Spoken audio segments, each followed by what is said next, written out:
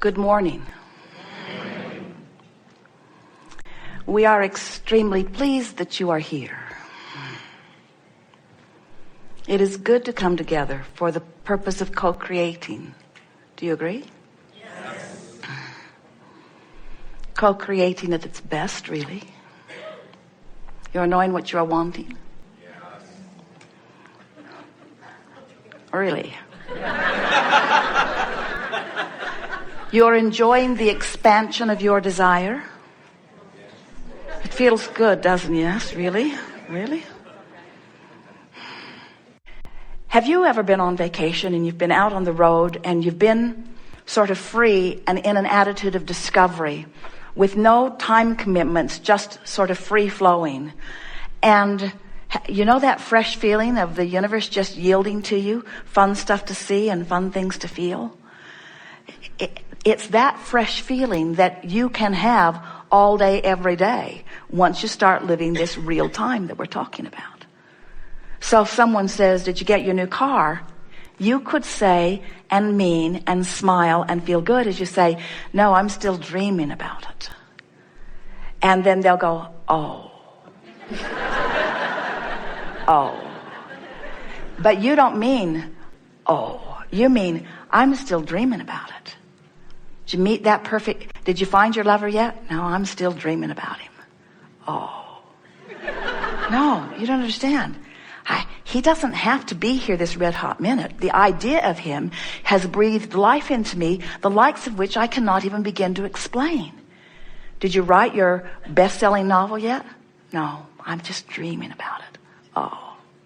Haven't really gotten around to it yet. Oh, no. No, life is just showing me bits and pieces of it. I'm gathering it up. I can feel it formulating. I can feel the inspiration that's flowing through me. I've never felt so vivid or so alive. You move into your new house yet? No, I'm still dreaming about it. Oh, no.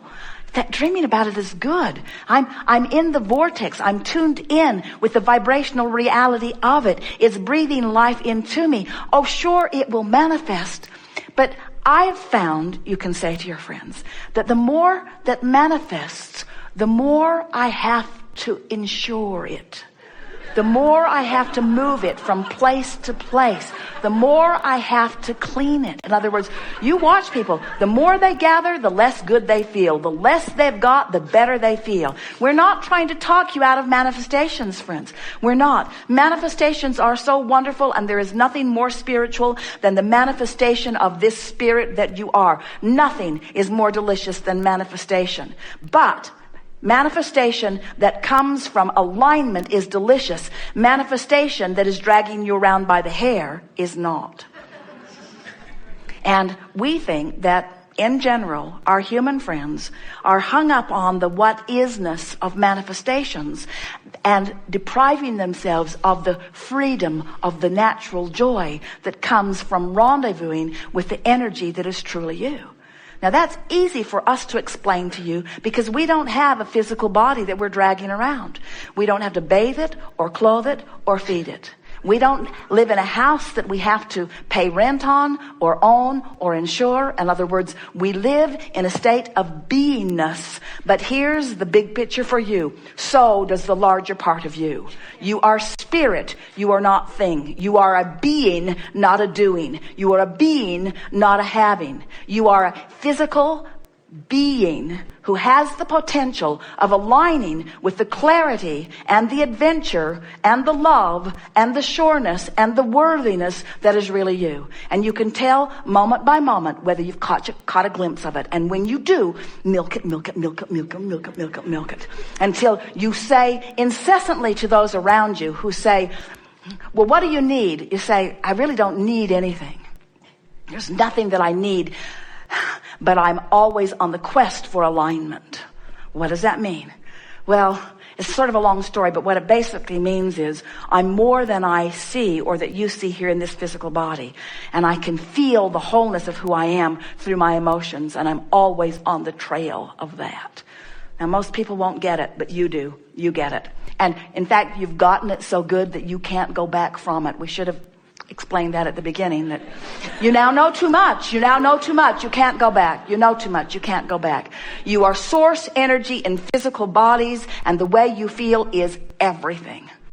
Well, every subject is two subjects. So it's a matter of gradually, through practicing the end of it that feels better. And do you believe us at all? Do you believe that when you're experiencing sickness that you're asking for wellness and that the wellness is queued up? Yes. So what's hard to talk about that? In other words, we don't get why it's hard. When you could as easily talk about wellness as sickness, why not talk about wellness? You did a little bit. You said, I can accept that some good has come out of it, but do you really believe it? Do you really do you believe it? Do you believe here's a good way of putting it. Do you ever hear someone say, "Oh, I've been well for so long and there are a lot of sick people. So I think I'm going to be sick for a while to allow sick people to be weller." You don't ever say that, do you? Because you don't think that there's this pile of wellness that you've been pigging out on and depriving others. And so that's one way of looking at this. And we want to convince you that, do you believe that you are a vibrational being? Mm-hmm. And do you believe that as a vibrational being that you can focus on wanted or unwanted? Yes. So what is this insatiable appetite, and it's not just yours, almost all humans have it, of wanting to explain what is? What is the big deal about what is? What's the big deal about what is? Is it, you know what it really is? I'm running around with a whole lot of other humans who've forgotten who they are, that don't remember about the vortex, who have trained themselves away from caring about how they feel, and we are, for the most part, just a big human complaining pity party. Those are the books that sell. You want to get a best-selling book, then dig yourself into a really deep hole and then crawl out, and they'll clap when you crawl out. We're just trying to get your attention a little bit here. We want to convince you that you don't have to tell the story about reality. You can tell the story about vibrational reality. But when you say it's hard, I can't do it, I don't know how to do it, that only means that's because you practice the reality story more than the vibrational reality story. Do you know anybody? Have you ever, and we won't tell, have you ever told a fib for so long that you forgot it was a fib? Do you know people who lie really easily? That's what we want from you. We want you to take a departure from reality and train yourself into the improved reality, into the wanted reality. We want you to train yourself. But so many of you have believed that you've got to tell it like it is. And so someone says, "How are you?" And you don't feel that good. And you feel like you should tell them, "Well, I really don't feel that good." And they didn't really care. They didn't really mean, "How are you?" They meant, "Hi." So just practice as best you can. And so the answer to your question is, how can you practice the better feeling when the reality isn't there yet? And we say, catch yourself at the best moments that you can find and emphasize that to yourself. And do it over and over again. Just find the best feeling moment that you can find and practice it from then. And it is our promise to you. It will get better and better and better and better and better. So now, speculate just for a little bit. Think about how, have you ever, let's find some simple ideas. Have you ever got an idea that you'd like to refurbish your house or buy new furniture? And do you remember that, how good it felt? Did you ever look through catalogs and kind of start forming an image of how you'd like it to look? And didn't it feel better than when you got into the throes of trying to gather it all up? Or pay for it? Or find someone who could coordinate it? In other words, isn't it easier to feel good in the envisioning stage? And what we want you to come along, and we can feel you starting to move with us.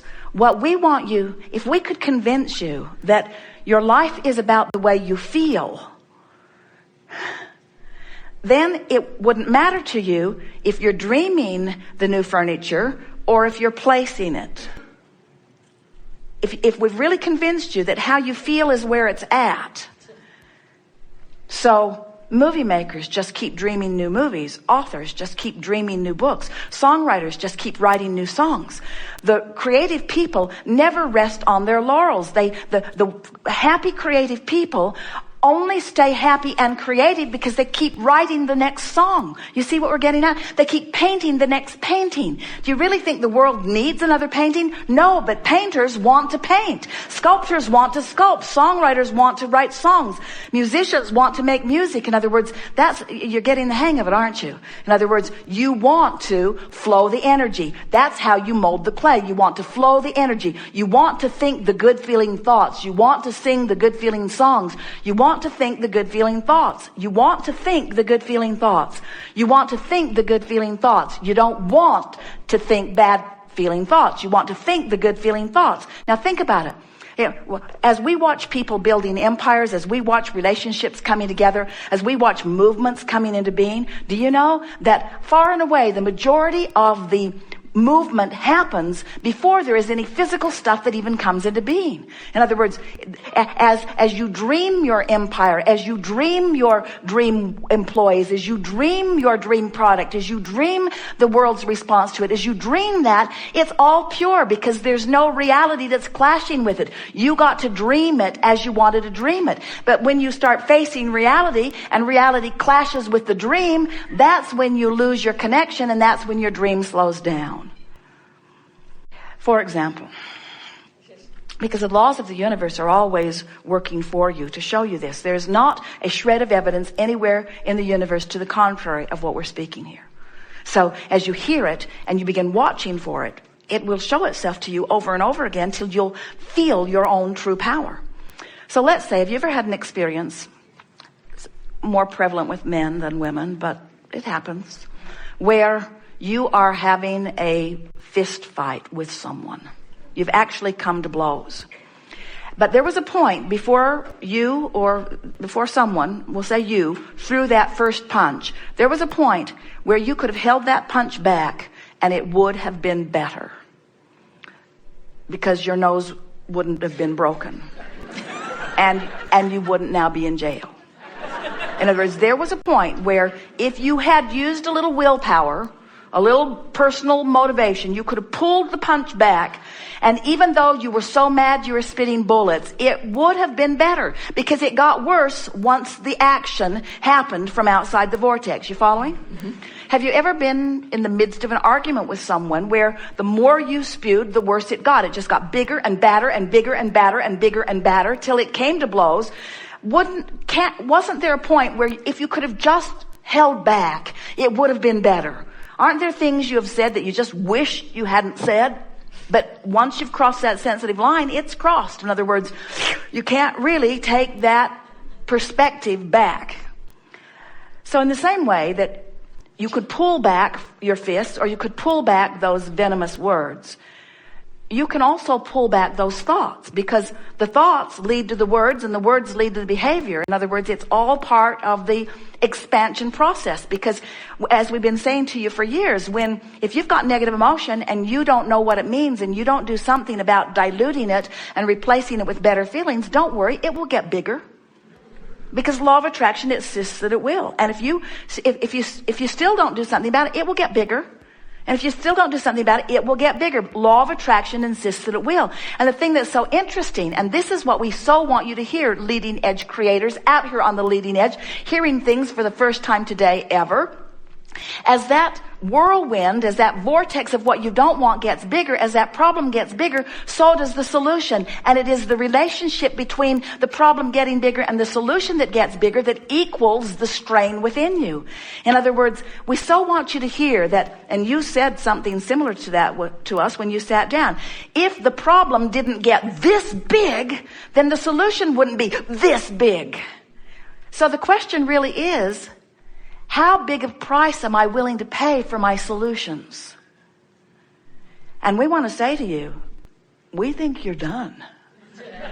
In other words, you've got enough in this vortex to keep you busy for 20 or 30 lifetimes.